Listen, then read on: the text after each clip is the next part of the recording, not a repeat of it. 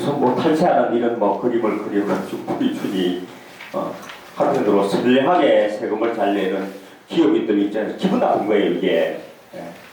그런데 이것은 제가 이야기를 하기 위한 소재거리를 끌어온 겁니다. 끌어온는데 여기에 나와 있듯이 이런 거래가 세법상 허용되는가? 초등학생도 답을 할 수 있는 내용이죠. 내용인데 대개 이제 우리가 국세청이 67년도에 66년도에 창립이 되고 나서 창설이 되고 나서 뭐 세무조사 많이 해도 이런 거래는 여전히 계속 나오고 있어요. 세무조사를 많이 하고 탈세에 대해서 많이 뭐 처벌을 한다 하더라도 이게 없어지는 거냐? 그렇지 않잖아요. 절도가 계속 없어집니까? 그렇지 않거든요. 계속 나오는데 여하튼 이 거래는 우리가 허용될 수 없는 거래죠.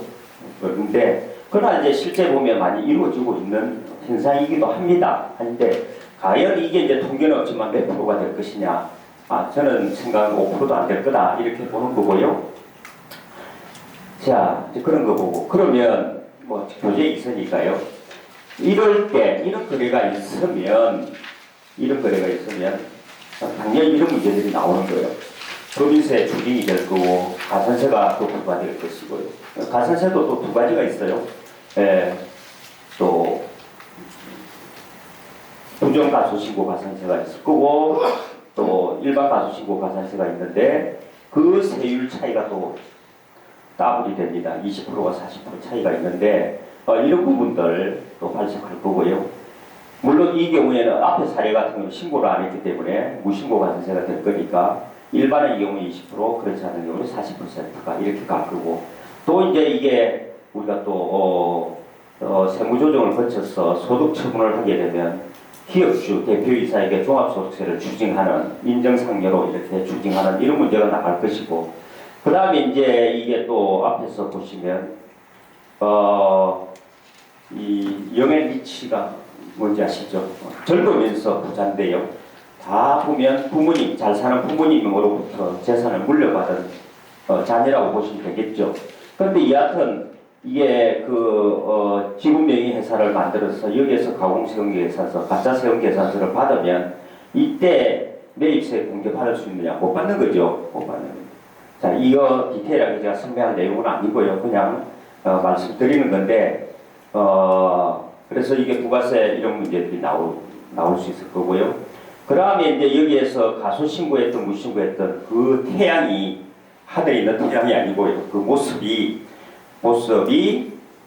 그냥 우리가 용인될 수 있는 뭐 착오라든지 뭐 이런 법 해석을 잘못한 그런 결과에 기인한 어떤 잘못된 신고라면 우리가 일반적인 가산세를 매기겠지만 그렇지 않고 적극적으로 고의적인 탈세에 기업 관여가 되었다면 그때는 이제 우리가 사익이타 부정한 방법이라고 해서 높은 가산세를 매기게 되고요. 심지어 내용이 심각하면 조세범 처벌법에 따른 처벌까지 가게 되는 것이고 또 뭐 이렇게 호화생활자에 대한 증여세 과세까지 이렇게 갈 수 있는 겁니다.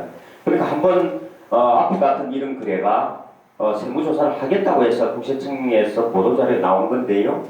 아마 조사 결과가 아마 뒤에 있는 그런 방식으로 세무 처리가 이루어졌을 겁니다. 네, 어쨌든 이런 거래가 용인이 되는가 안 된다 이 이야기죠.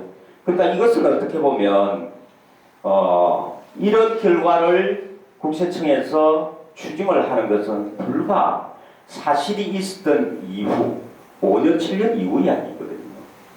한참 흘러간다 잊을만 한데 국세청에 갑자기 나왔어요. 그때 세무조사에가 밝히지 내는 거거든요. 그러니까 장사 5년 잘하고 아주 이렇게 편안하게 있는데 어느 날 오후에 세무조사 나왔다 해서 이제 이런 거래를 도출해내고 그게 아까 같은 그런 추징을 하게 됩니다. 그래서 우리가 이제 이런 이제 모습이 있을 거고요. 요것은 그림을 이해를 위해서 제가 좀 디테일하게 좀 그렸는데요. 아마 잘 그렸을 겁니다. 네, 괜찮죠? 거기 보시면 이런 거예요. 이것은 세무관리에 있어서 어떤 측면이냐면